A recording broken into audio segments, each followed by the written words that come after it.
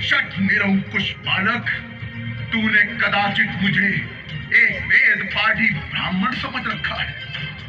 मूर्ख बालक, मैंने इस पृथ्वी को कई बार क्षत्रियों से विहीन किया है। क्षत्रियों का सकल नाश करके इस पृथ्वी को बार बार ब्राह्मणों को दान कर दिया है।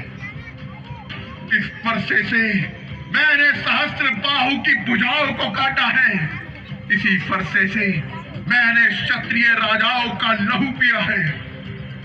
वो राज जिसने भी इस शिव धनुष को भंग किया है, वो सहस्त्र बाहु की भांति मेरा शत्रु है। हे विश्वामित्र, तुम इस मूर्ख बालक को हमारे बल और पराक्रम के बारे में बताते क्यों नहीं? ब्राह्मण देव, अपनी गुण गाथा आप स्वयं ही इतने अच्छे से सुना लेते हैं कि दूसरों की आवश्यकता ही नहीं।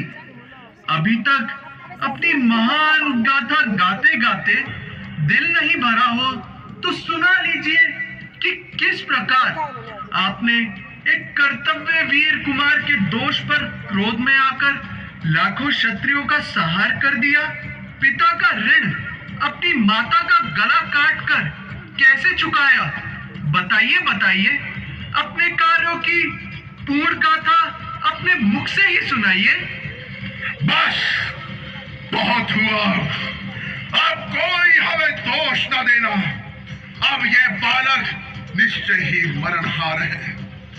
मुझे आश्चर्य है कि मेरी कुठार के सामने आकर भी अब तक जीवित कैसे बचा ये। मुझे भी आश्चर्य है कि कोई मेरे सामने मेरे देवतुल्य भैया को मृत्यु दंड देने की बात करे और वो मेरे बाणों से अभी तक बचा रहे। सावधान!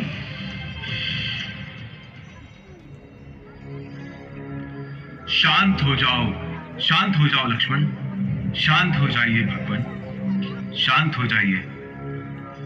हे प्रभु, आप तो सहज सुजान हैं, बालक की बातों पर ध्यान न दीजिए।